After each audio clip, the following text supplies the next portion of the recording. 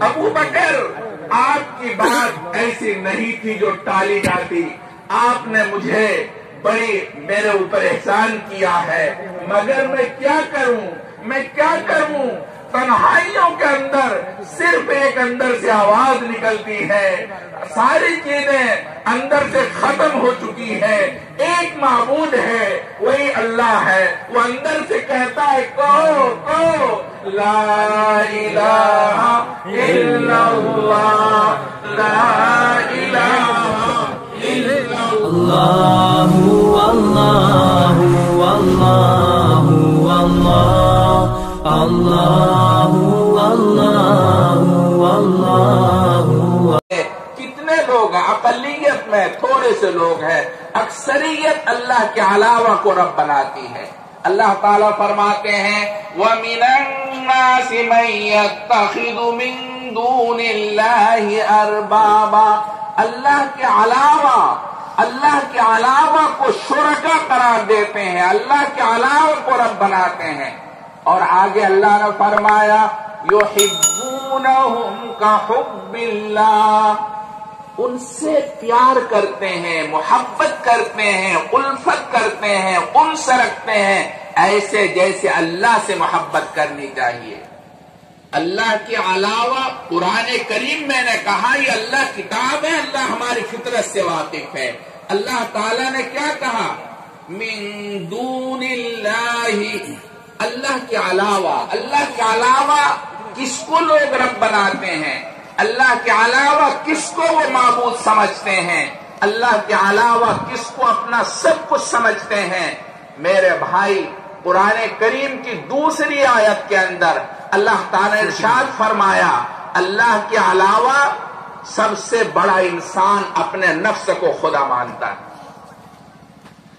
اپنی خواہشات کا وہ غلام ہے، اپنی خواہشات کا وہ بندہ ہے، اس کی خواہش میں جو آتا ہے وہ کر گزرتا ہے، اس کی خواہش میں آیا نماز پڑھو تو نماز پڑھتا ہے، خواہش میں آیا نماز نہیں پڑھنی چاہیے نہیں پڑھتا، علماء کے پاس جانا چاہیے، خواہش میں آیا چلا گیا، خواہش نہیں بھی نہیں گیا۔ قرآن کریم میں اللہ تعالیٰ نے ارشاد فرمایا افرأیت من اتخذ الہہ ہوا، کیا آپ نے ان لوگوں کو نہیں دیکھا جنہوں نے اپنے خواہشات کو معبود بنا رکھا ہے، اپنی خواہشات کا بندہ ہے، انسان اپنے خواہشات کا غلام ہے، خواہش میں جو آتا ہے کر گزرتا ہے۔ اللہ تبارک تعالیٰ چاہے راضی ہو چاہے خوش ہو چاہے کچھ بھی ہو، اس سے پرواہ کیے بغیر اپنے خواہش کا وہ غلام ہے۔ افرأیت من اتخذ الہہ ہوا، اور میرے بھائی ہم اپنے خواہشات کے بندے ہیں، خواہشات پر چلتے ہیں، خواہشات میں جو آتا ہے کر گزرتے ہیں، مگر اللہ تبارک و تعالیٰ نے اعلان کیا ہے اور حقیقی معنی میں یہ ہے ہم خواہشات کے غلام نہیں ہیں، حقیقی معنی میں اللہ تبارک و تعالیٰ اپنے آپ سے قریب بندوں کو نہیں کرنا چاہتے، جس بندوں کو اللہ تعالیٰ اپنے سے دور کرنا چاہتے ہیں وہی بندہ اللہ سے دور ہوتا ہے، اللہ تعالیٰ جس کو اپنی بارگاہ سے راندہ کر دینا چاہتے ہیں وہی اللہ سے دور ہوتا ہے۔ ہم سمجھتے ہیں ہم نماز نہیں پڑھتے، میرے بھائی اللہ اپنے سامنے ہمیں کھڑا دیکھنا پسند نہیں کرتا، ہم یہ سمجھتے ہیں ہم تہجد کی نماز نہیں پڑھتے، اللہ ہماری صورت دیکھنا گوار نہیں کرتا۔ قرآن کریم میں اللہ نے ارشاد فرمایا وَأَضَلَّهُ اللَّهُ عَلَىٰ عِلْمٍ، اللہ نے گمراہ کر دیا ہے اپنے علم کے مطابق ایسے لوگوں کو جو اللہ کی بارگاہ سے دور ہے۔ ایک بندہ ایمان نہیں لاتا، وہ یہ سمجھتا ہے میں ایمان نہیں لاتا ہوں، ارے وہ کیا ایمان نہیں لائے گا، اللہ تعالیٰ اس کے ایمان لانے کو پسند نہیں کرتے۔ آپ دیکھیے ابو جہل، اکرمہ بن ابی جہل، ابو جہل کا بیٹا ہے، آپ کو معلوم ہے محمد پر اتنا بھروسہ تھا، اتنا یقین تھا، اور قرآن کا ایسا دیوانہ تھا، اللہ کے رسول راتوں میں جب قرآن پڑھتے تھے وہ چپ کے آ کے سنتا تھا اور قرآن کریم سے لطف لیتا تھا، لیکن اللہ अल्लाह ताला को उसका ईमान लाना पसंद नहीं था। अल्लाह तबारक ताला ने उसके ईमान के करीब आने नहीं दिया और उसको अपने दरबार से भगा दिया। अल्लाह तबारक ताला ईमान कबूल करने के लिए बुलाते हैं। फारस से हजरत सलमान फारसी आते हैं, बिलाल हबशा से आते हैं, सुहैब रूम से आते हैं। अल्लाह तबारक ताला जिसको अपने करीब करना चाहते हैं वही बंदे अल्लाह के करीब होते हैं। लोगों, नेमतपुर के लोगों, आप खुश नसीब हैं। अल्लाह ने आपको उलमा के करीब किया है और इस जलसे से इस्तिफादे की तौफीक बख्शी है।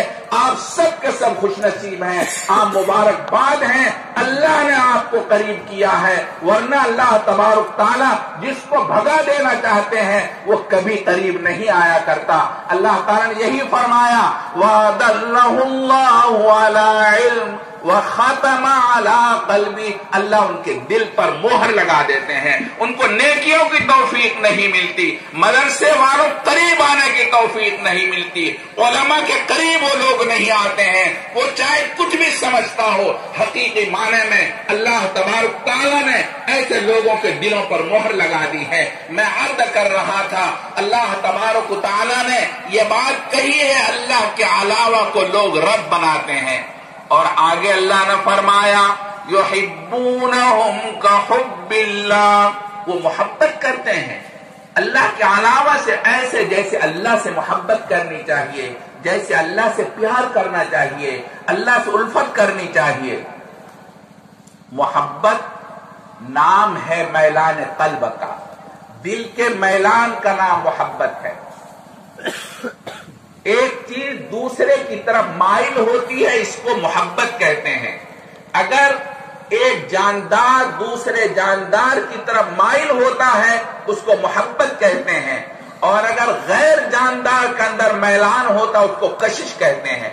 एक मकनातीस चुंबक लोहे को खींचता है, कहते हैं इसने खींच लिया, कशिश कहते हैं उसको।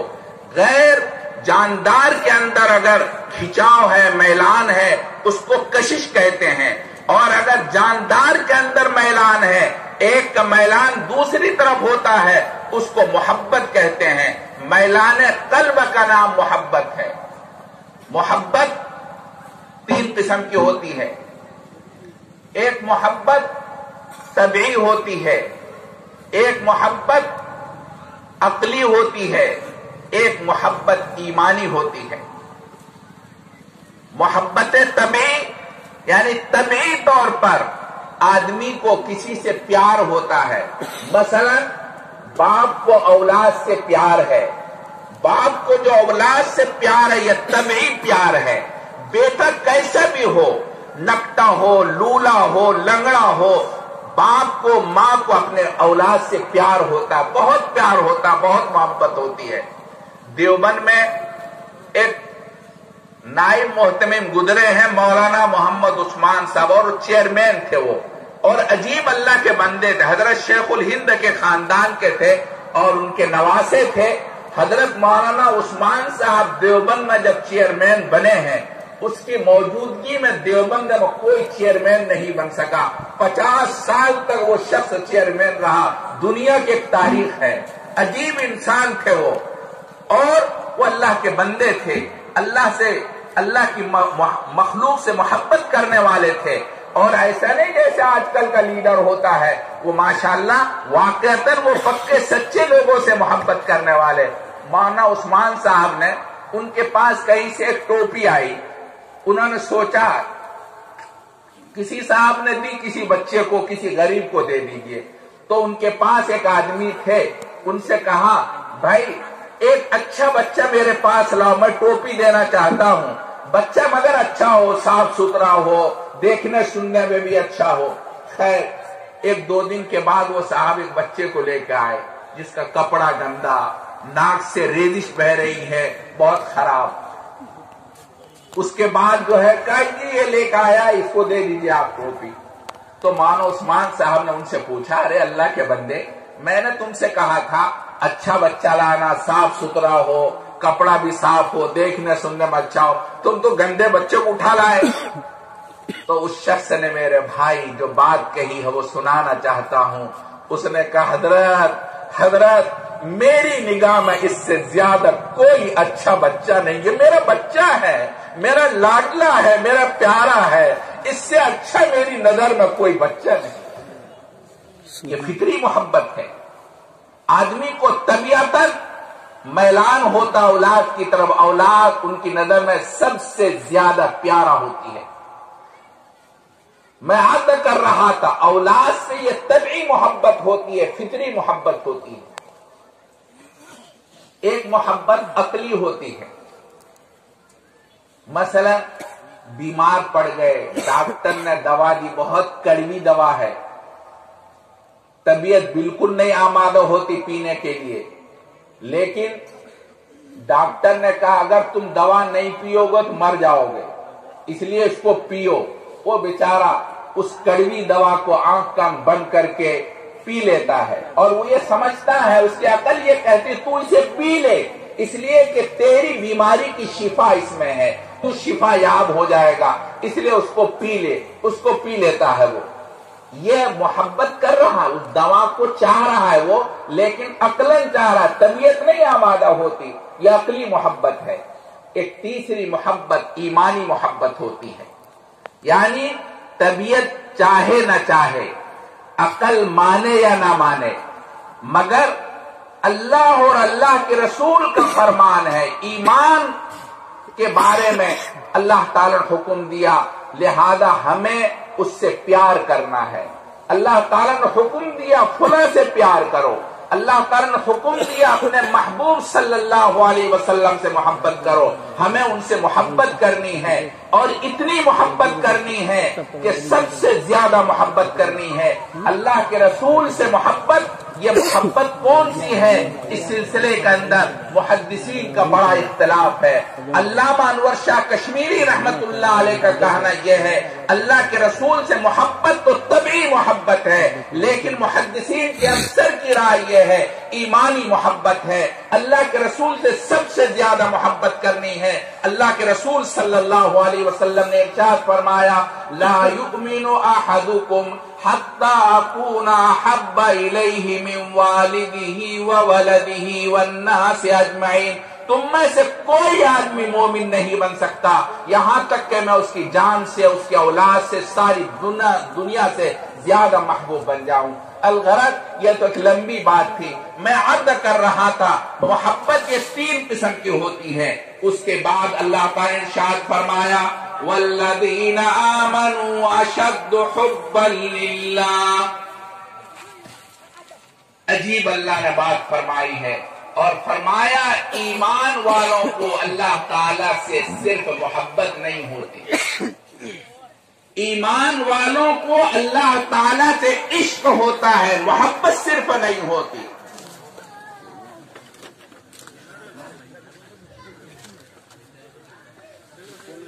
بن ہو گیا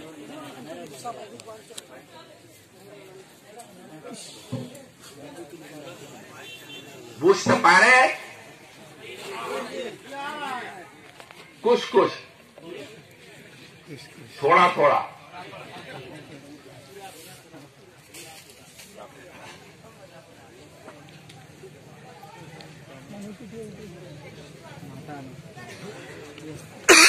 چلے گا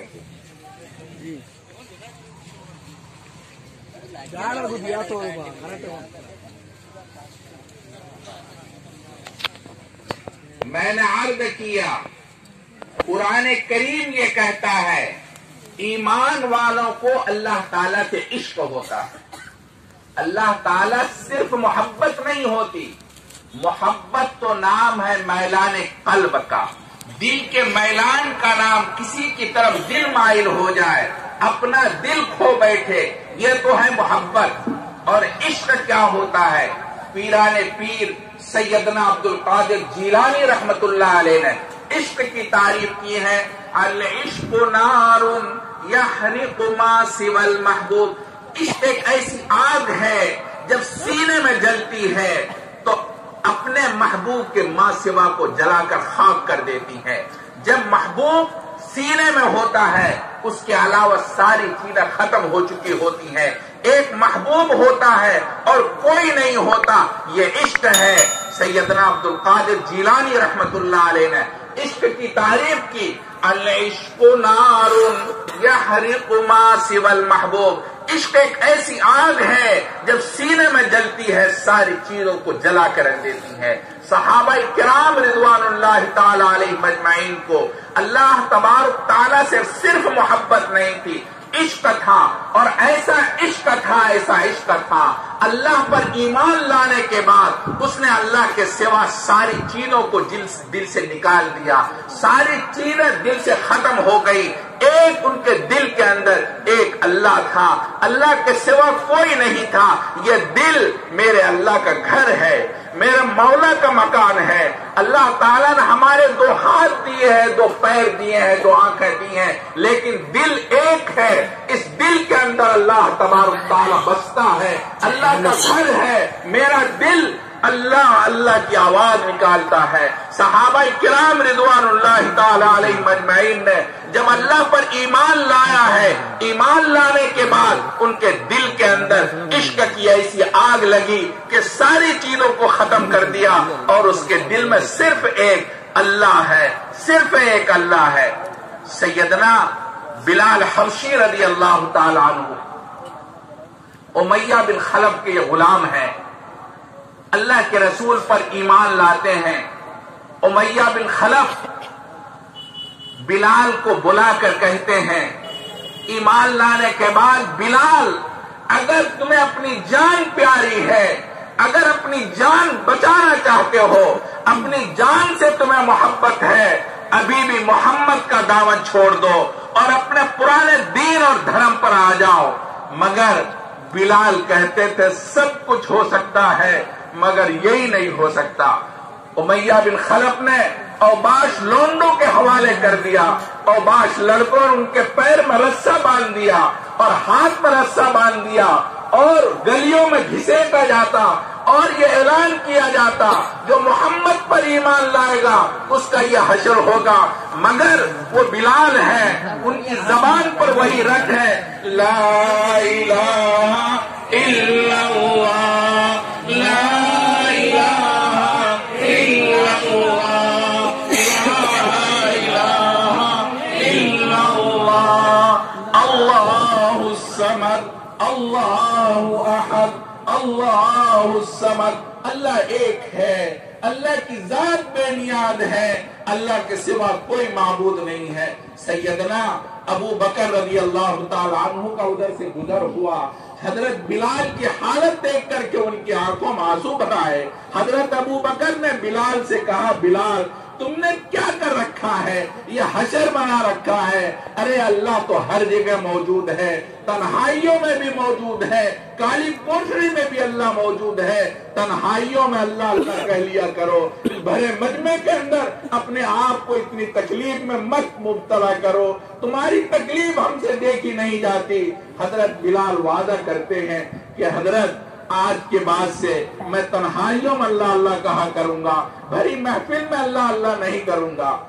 کہہ کے چلے گئے، اللہ کے رسول کی خدمت میں جا کر سیدنا بلال رضی اللہ تعالیٰ عنہ کہتے ہیں، یا حبیب اللہ، یا حبیب اللہ، حضرت بلال کی تکلیف دیکھی نہیں جاتی، حضرت بلال کا حال بہت برا ہے، لوگوں نے اس کو برا کر رکھا ہے۔ امیہ بن خلف نے اوباس لونڈوں کا حوالے، ان کا بدن چھلی چھلی ہے اور ان کے بدن سے خون بہ رہا ہے۔ اللہ کے رسول کہتے ہیں، ابو بکر دعا کرو اللہ تعالیٰ ان کو پریشانی سے نجات دے۔